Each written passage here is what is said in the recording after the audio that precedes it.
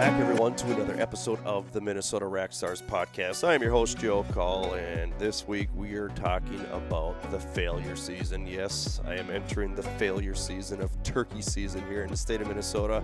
I did not tag out during my original season, so now I get to hunt season F, which is known as failure season. So I'm talking about different things that I've been researching and seeing and listening to other people talk about, and strategies hunting the late season versus the earlier seasons, because things change over time with birds, also deer, all those things, different tactics, all those things. So we're going to be talking about some different things that I should be trying, and we'll see what happens. But I'm going to kind of give you a little insight on what I'm going to do to try to increase the odds of me tagging out a bird, and hopefully help you guys tag out with a bird as well. So I hope you guys enjoyed the podcast, and let's get to it.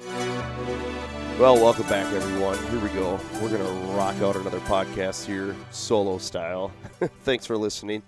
Been trying to get a few things lined up with my work schedule right now. It is absolutely ridiculous. Teach during the day, and then depending on the weather, I don't know what my afternoon is going to look like. I might be out mowing lawns. I might be bringing the kids home, watching them. Might be taking them out turkey hunting. Who knows? I just don't know. But that's kind of lifestyle I live. I play it by ear, and I'm okay with that. I roll with the punches, I guess you could say. So, so it's been a hectic couple weeks here. Was actually able to get out and enjoy the outdoors a little bit here this last weekend, this past week. So that's pretty cool, pretty exciting. But I do have some good guests lined up that we're going to try to get moving forward here. Some that revolve around deer hunting, some other podcasters, and also some musky lure decoy business owner, I guess you can say. He creates his own musky decoys. So we're going to be speaking with Cole Garachik here in maybe a week or so, depending on my schedule, like I say. So, just trying to get everything lined up, moving forward here. Like I said, I enjoy doing these podcasts.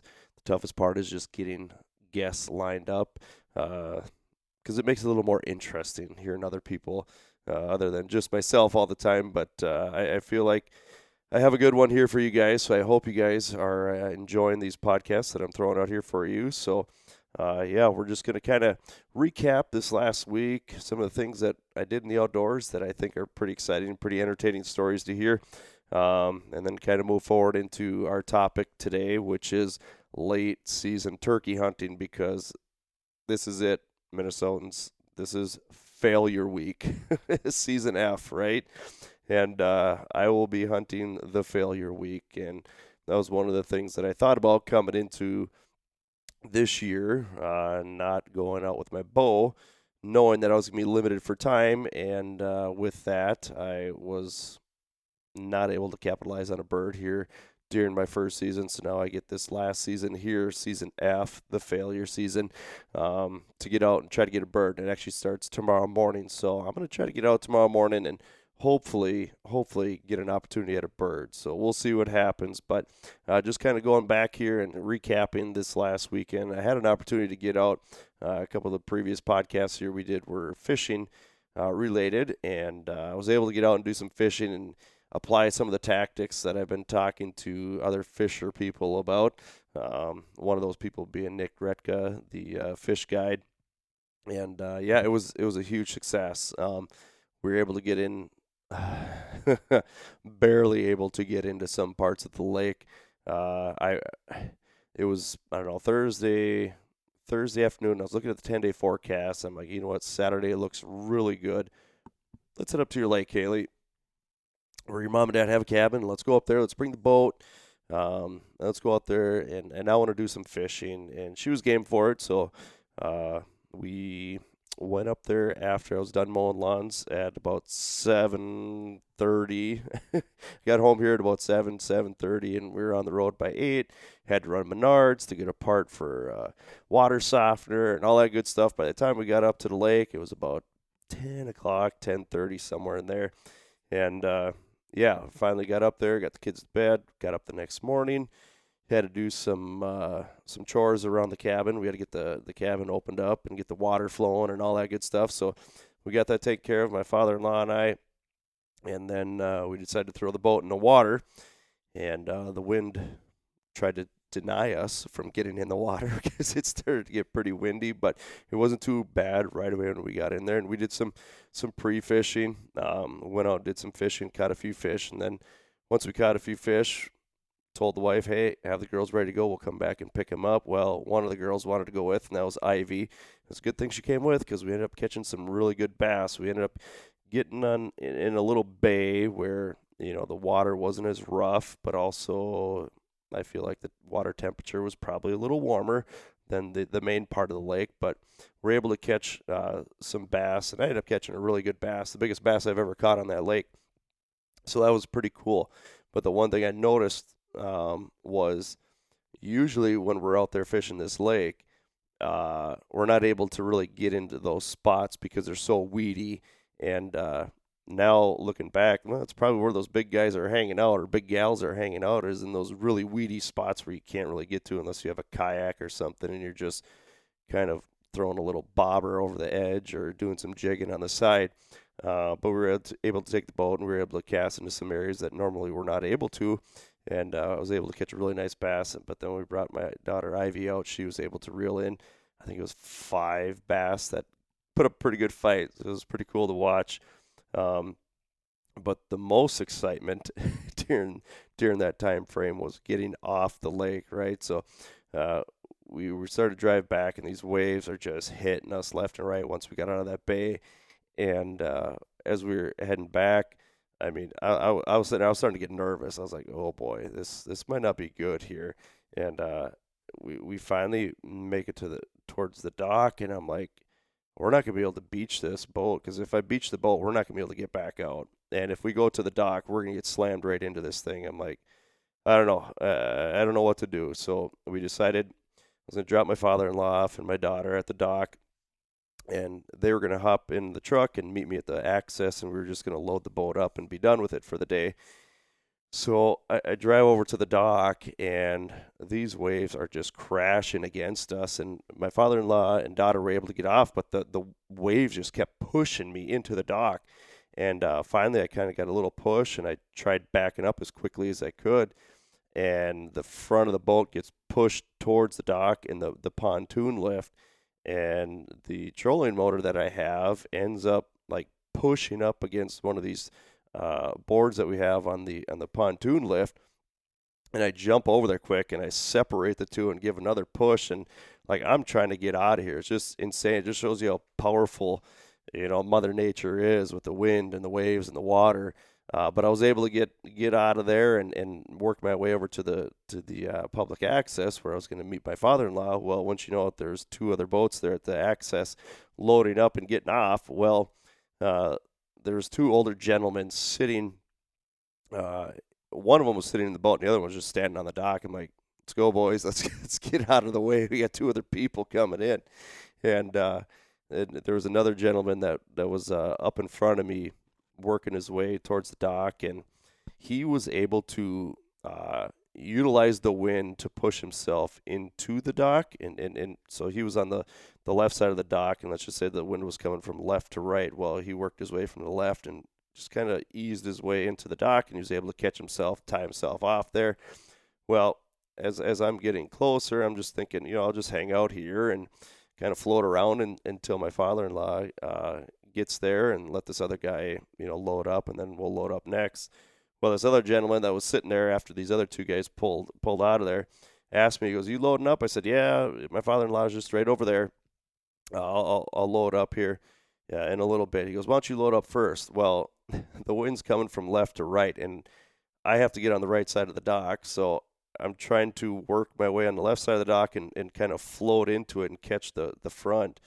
Well, it took me 2 tries, and I mean, I guess that's fairly decent, but holy man, was that a challenge just to fight those waves to grab the dock without, just destroying everything. And I actually told my wife on the way home, I said, "You know what? I'm actually glad we do not have a really, really nice boat, because I'd be freaking out right now with the scratches that are on the side of the boat from those waves and hitting the dock and everything else. But fortunately, we're able to get loaded up and get off the lake just in time, because things really started to get windy after that. But once you know it, right around 5 o'clock, we probably got off the lake at about 1-ish. Once you know it, around 5 o'clock, it just ends up calm as can be out there. And I'm like, this is the reason why we came up to the lake, because it was supposed to be nice and calm and warm temperatures. But needless to say, we did have a good time. We caught some fish. It was awesome. Nobody got hurt. We didn't sink the boat. It was all good. So we had a really good time doing that. So I had an opportunity to get Ivy out and my father-in-law out on the boat, caught some fish. A lot of fun. Can't wait to get back up there this next weekend, which will be Memorial Day weekend. We're going to be celebrating Memorial Day and remembering all those fallen soldiers. And one of the cool things that I guess you could say that I've ever been a part of is when I was teaching down in Pipestone, there was a baseball coach there that I coached with. And one thing he made his team do that was really cool was every Friday before Memorial Day weekend, and it was just before playoff baseball started for us down there, we all got together, and our job was to put a flag by all the fallen soldiers, veterans in the cemetery. So I thought that was really cool of him to do that, and I hope they're still doing it down there, because that was pretty cool, pretty special to be a part of that. So just giving thanks to all of our fallen soldiers out there who have fought for us and protected this country for us for as long as they could. So remembering all those this upcoming weekend here. But yeah, so kind of going back to getting in the outdoors and getting the daughters out there. So it was Saturday, we went up to the lake. Sunday, my wife wanted to go help her sister and brother-in-law unpack. They just bought a new house. So Sunday, my wife got up real early. I think the reason why is because she wanted to go to Caribou Coffee. Anyways, that's a whole different story there. But anyways, she really likes Caribou Coffee. But anyways, she goes down to the cities to help her sister unpack. And I got my daughters up, made some breakfast, and we went to church, which was really cool. And right after that, I thought, you know what? You girls did a great job in church. I'm going to take you out to eat, and then I got a surprise for you. Okay, so what we did is we went out and we went to IHOP. We ate at IHOP, which was I don't know. I was satisfied with the pancakes. I think my daughters were more satisfied with them because there was whipped cream and sprinkles on their pancakes and whatnot. But anyways, we went to IHOP, but then right after that, I said, we're going to go shopping. They said, are we going to go to Shields? I said, yeah, we're going to go to Shields. I said, we're going to get you a surprise. And they guessed everything I was thinking about getting them, but I was trying to decide, do I want to get Harper, my daughter who just had her birthday, do I want to get her a bow, or do I want to get her a 410 shotgun? And I thought back and forth, and then I actually asked her when we got in the store, I said, do you want a bow or do you want a shotgun? If you get a shotgun, we're going to be able to go turkey hunting with this thing. She goes, I want a shotgun. So we started looking at shotguns at Shields, and I started looking around at the prices and all that good stuff, and I saw one that kind of caught my eye because it had a red dot scope on it. It was a Stevens 410, and it was a little longer, a little heavier, but the price range was pretty good. And it also had that red dot scope on it, which would simplify things for her. So I thought, you know what, let's go with that one. And on top of that, I wanted to get one of those tripods. Is it like a Viper Death Grip tripod where I can set the gun in there and she can go through everything she needs to go through to shoot the turkey with that gun and a tripod to help her out. So that's what we went with. We got home here. And I went to go sight it in, make sure it was dialed in, and it was sighted in. But then I came back in, and we went over a lot of different things before I even brought her out there to go shoot this gun, because this is the first gun she's really shot that has, somewhat force behind it. So what we did is the first thing I talked about was just the shell and the layout of the shell, from the primer to the gunpowder to the BBs, all that stuff. So she understood how that worked, and what I had was I had my muzzleloader equipment out too, along with the shotgun shell, and I just kind of pulled out the primer, and then I showed her the gunpowder, and then I showed her what BBs were and all that stuff, so she understood the process of how this works. And then we went through all the safety procedures with the gun, because it is a hammer, break action, single shot, Stevens 410. So we went through all the steps, the safety, all that stuff. And she had to demonstrate to me how that was all going to work. And she ended up, passing the eye test. So then we went outside, and what I did is I had her draw a picture of a turkey's head on a piece of paper, because I wanted her to draw the target and just be totally involved with the sighting and the gun process. So we get out there, I put the paper up, I do not put a shell in there, and I have her get all set up, and I pull the hammer back for her, and I told her, now it's your turn with the safe and all that good stuff, and she hits the safe, and she pulls the trigger with just the blank, nothing in there, and she doesn't flinch. I'm like, perfect. So then I said, okay, there was nothing in there. Now I'm going to put a shell in there. And I kind of just held the bottom of the tripod to help with some of the recoil. But then she was able to put the red dot on the bird. I kind of swayed the gun off of it, so she had to work the gun back onto the target. I didn't put it on the target. I made her work to put the gun on the target, and she was able to put it on there, and she pulls the trigger, and I could see from where we were, because I think we were at about 15, 20 yards, somewhere in there, and I could see from where we were, I'm like, that was a pretty darn good shot, and we go up there, and she just has BBs splattered all over the head and the neck and all that stuff, so it was pretty cool to see that for the first time, for her to be able to make that jump and do that. So I took the piece of paper and I wrote down the date and the first time shooting a shotgun and all that cool stuff. She ended up, one BB went through the eye. She was pretty proud of that. So that was pretty cool. But I just wanted her to be a part of that process and understand how that works. So then after that, once we were ready, we put on the camouflage. It was myself, Harper, and Ivy. And we went out there, and Ivy's 5 right now. So she 5.5, as she would say. But anyways, we went out to the blind. I carried the blind, the tripod, the gun, chair, everything. And we get out there, and we brought books with. So Ivy actually did a really good job of reading books the entire time. We went out there. We didn't hear anything, which was totally fine. But the girls had a blast. And, yeah, it was just a cool start. I knew we weren't going to top the only other time she's really gone out turkey hunting. But it was fun just getting back out there, and I know she wants to get back out there again, just like myself. And that's what we're going to be talking about, because I failed first season. I got out first season, and first season was strictly me trying to get a bird, but then after that it was, okay, let's work our way towards Harper and getting her a bird, and now we're back to failure season again, my season, but I'll also be bringing my daughter out. But anyways, just kind of going and hitting on how my first season went. The first day I went out to a bunch of different permission properties, and I went out there, and all of a sudden, right away, I am hearing gobbling. I'm like, let's go, man, let's go. And these birds were kind of going back and forth, and I could hear them where they were at. I'm like, okay, there's multiple birds, whatever. Kind of going back and forth. It was starting to get lighter out, and they're on the ground, they're off the roost, and I'm like, hey, they're coming closer. So I'm just being quiet, I'm being patient, and then all of a sudden they're getting further away and a little further away. I'm like, what the heck? And all of a sudden, boom, boom, boom, boom, boom. I'm like, you got to be kidding me. And then there was no gobbling after that. There wasn't anything. So I was like, all right, time to pack it up. And I hunted a few different other permission properties after that. Really didn't have a whole lot of success. Didn't hear much for birds. Kind of depressing in some way.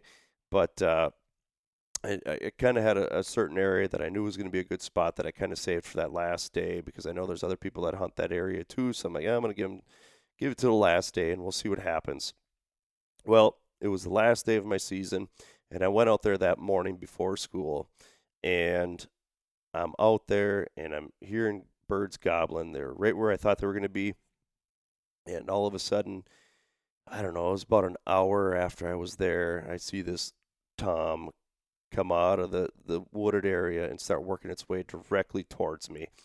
And I'm like, all right, this is game over. This bird's coming right for me, right? I got the decoys on in front of me. I have a jake and I have a hen. So I'm pretty excited, right? And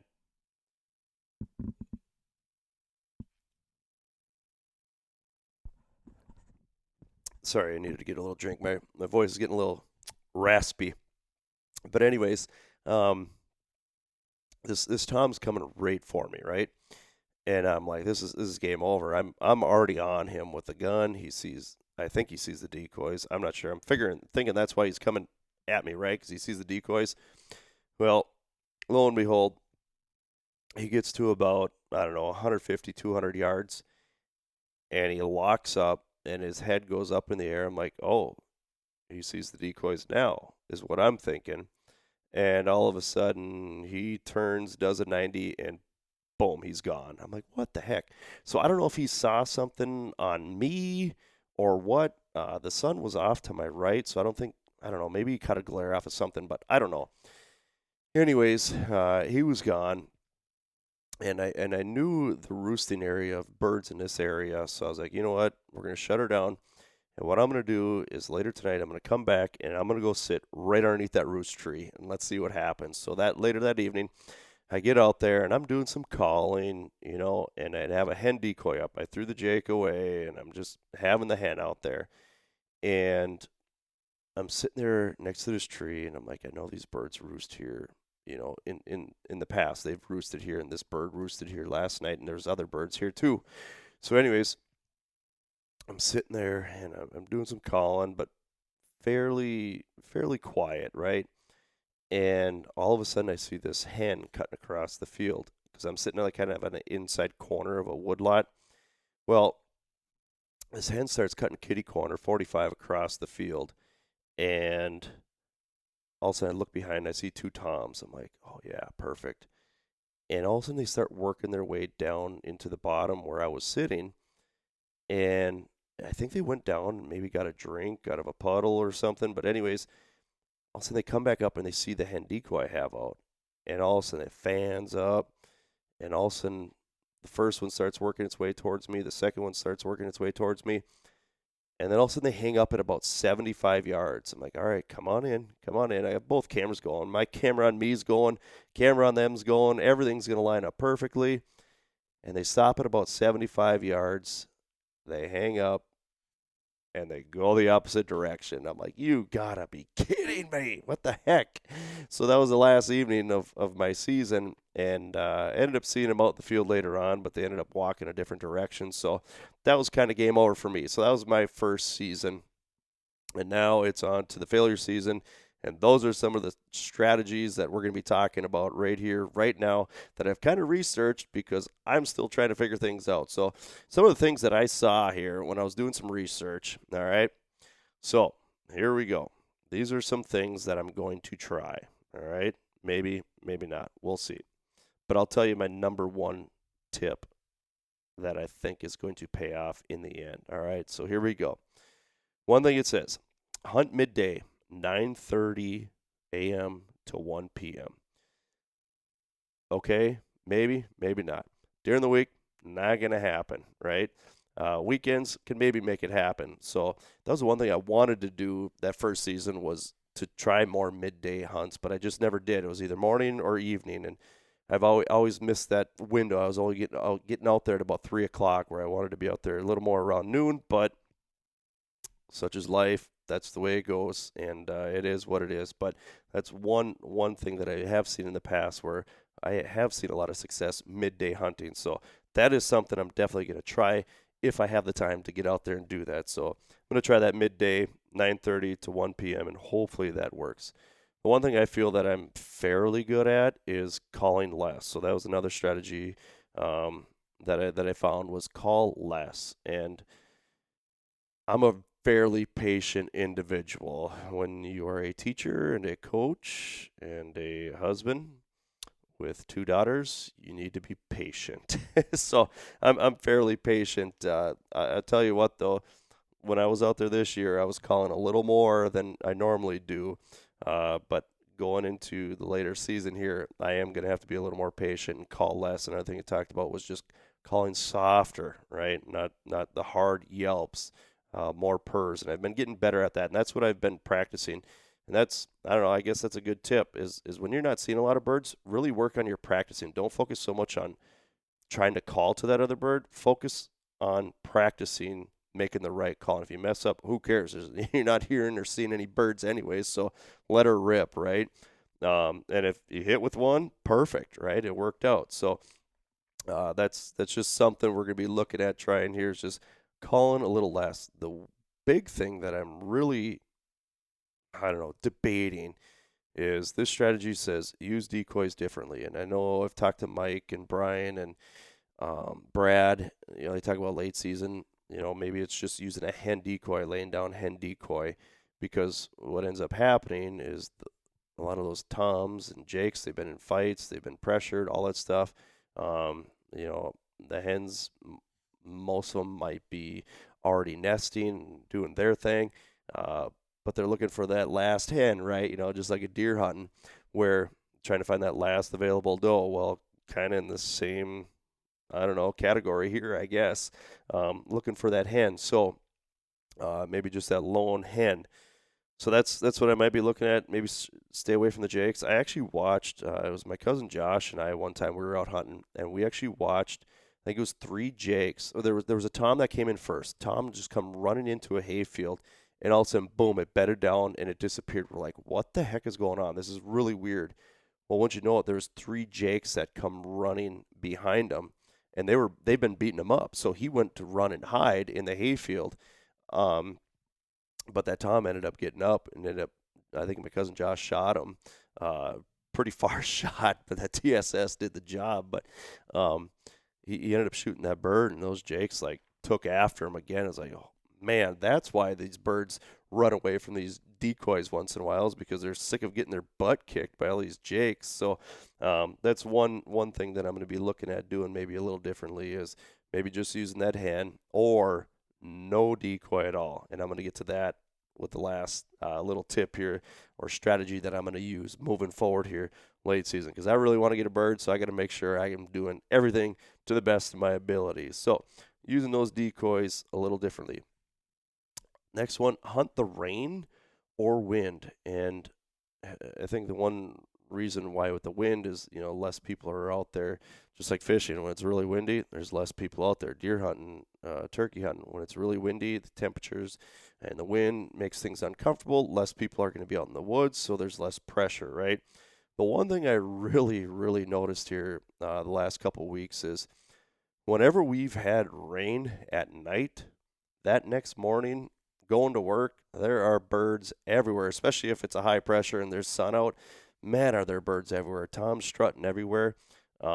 So that's one thing I'm really going to be looking to do, is if I see there's going to be rain in the evening into the night, and the next day is going to be, more clear and warmer and the sun out, I'm definitely going to make it a priority to get out there in the field, because I have seen a lot of birds moving around after an evening rain, and the next morning they're out and they are on the loose. So that's one thing that I'm really going to focus on moving forward. Another one here is just doing your homework, right? So that's the one area that I really lacked this year, was trying to roost some birds. And the last day I went out, like I said, I had a pretty good idea where these birds like to roost, and I was able to be a little more successful in seeing birds and having an opportunity at a bird. Just wasn't able to close the deal. So roosting birds, big priority here moving into the late season, because we're pushed for time. We got to make sure we're dotting all the I's, crossing all the T's, and giving ourselves the best opportunity. So that's one big thing that I really need to make sure I do.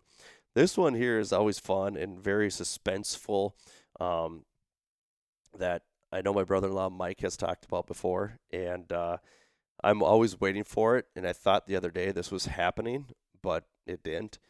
It's that silent gobbler that comes in, right? That silent turkey, because maybe they're not gobbling as much because of the pressure, or they don't want to attract other jakes or whatever, so they're just moving around a lot more silently. and then all of a sudden, boom, they come into the decoy or whatever.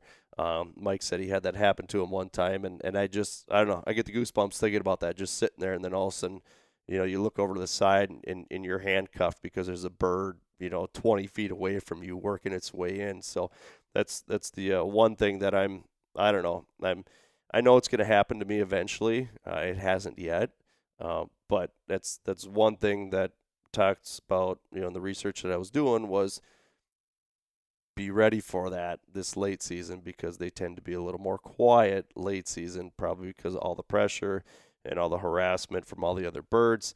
They probably quiet down just a little bit. However, on the way home tonight, I did see a nice tom out in the field, and as I was driving by, his neck was outstretched and he was gobbling and really fired up. So hopefully that's the way they'll be in the morning when I head out. So we'll see what happens.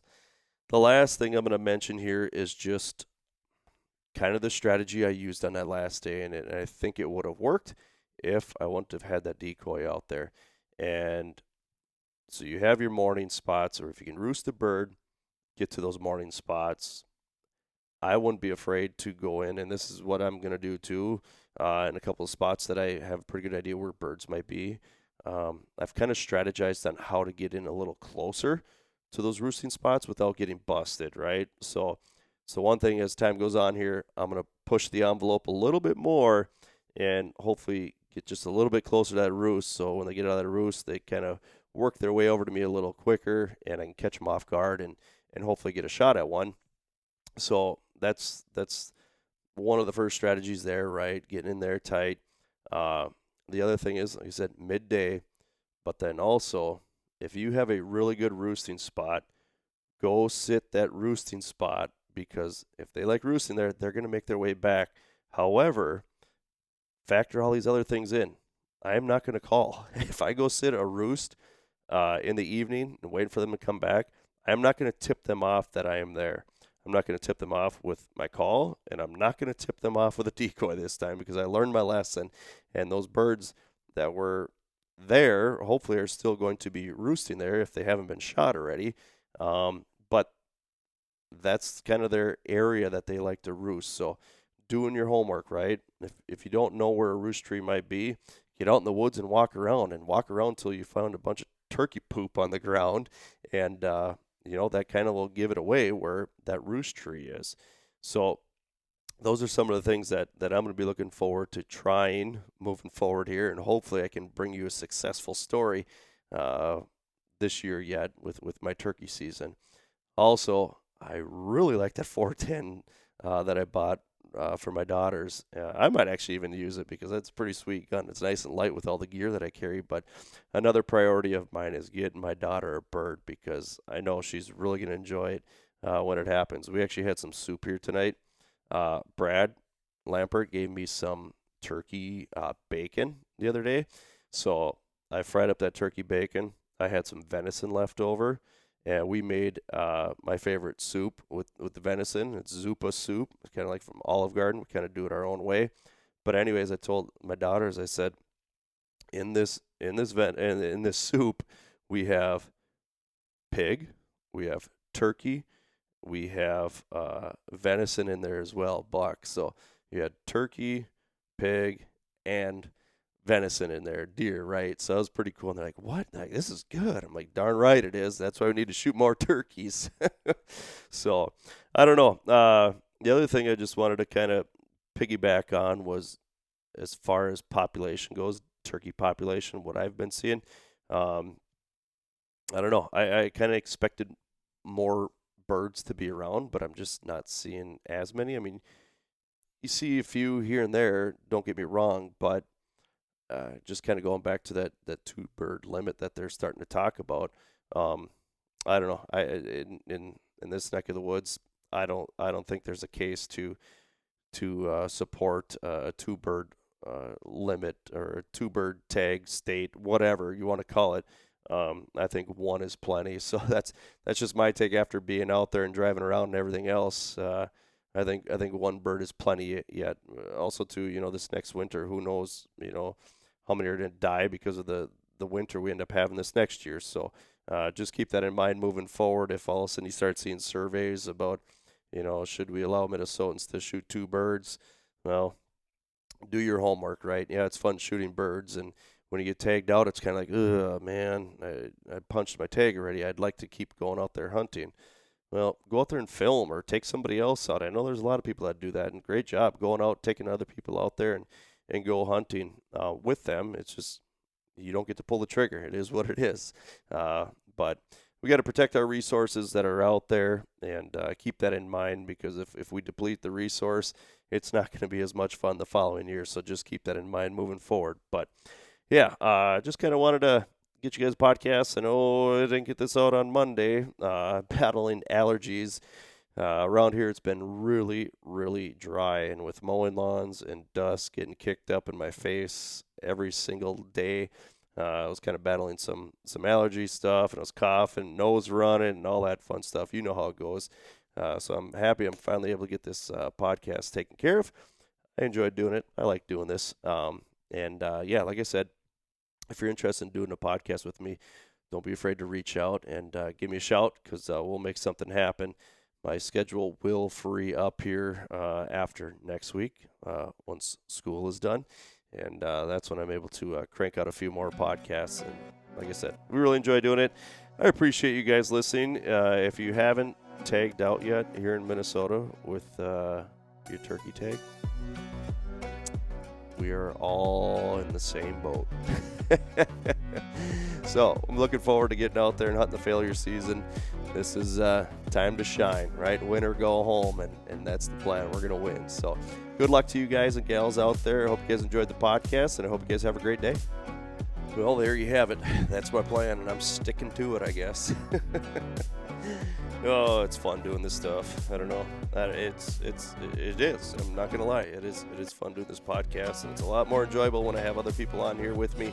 And like I said, we're gonna get some other guests on here, discussing a lot of different things here as we start to move out of turkey season and really starting to, dive into deer hunting. Because in my mind, you know what? I'm still stuck in turkey hunting. I want to talk turkey, so that's what I did here in this episode, and hopefully some of these strategies and tactics that I use here will help myself and my daughter punch our tag, but also hopefully help you guys as well, giving you a little insight, but also just giving you that little extra energy and drive to get back out there and try some of these things and be motivated just to get back in the outdoors. Because tell you what, there's a lot of good things that can happen in the outdoors versus sitting there staring at your phone all day and having your kids stare at the phone. And that's something that we make sure we try to do our best around here, is stay off our phones as much as possible and enjoy the outdoors. And that's what I was able to do this last weekend with my daughters, get them out in the blind. Yeah, we found 5 wood ticks, but we killed them all. And you know what? My daughters had a blast, and so did I. And hopefully we can seal the deal here this upcoming week with a turkey. So hopefully that's the way it works out. But I hope you guys have had some success, or have some success here in this last part of the season here with turkeys. So with that, we're just going to close things down by thanking all of our partners and also thanking you guys. Man, I mean, it really motivates me when I see you guys downloading these podcasts and sharing them and just enjoying them, because I do enjoy bringing them to you. And with my schedule with work right now, it is a challenge to get these things out, but seeing you guys download the podcast and watching our YouTube videos and all that good stuff helps motivate me to keep going, because there's no change in this guy's pocket for doing this stuff, I'll tell you that much. There's a lot more change leaving my pocket doing these podcasts than putting it in my pocket. So that just kind of helps me keep going, and I really do enjoy bringing these podcasts to you guys. It's a lot of fun, and also a lot of that motivation comes from our partners, and these guys, I can't thank enough for all the support that they have shown us. They are awesome, and those are from top to bottom in no particular order. Like I say, it's Arctic Shield, Domain Outdoor, J&R Outdoors, Skullcraft, The Fish Guide, S1K Custom Calls, and also Fourth Arrow Camera Arms. You guys are awesome to us. I really appreciate you guys working with us. You guys don't have to, but you do, and I thank you guys from the bottom of my heart. So with that, shutting her down. Thank you guys, all the listeners. Don't be afraid to share our podcast with other people as well, because like I said, the more people that show us love by downloading the podcast and sharing it with other people, just helps continue to be motivated to bring you more. And I hope you guys do enjoy these podcasts. All right, we're shutting her down. I've been talking too much. You guys have a great day.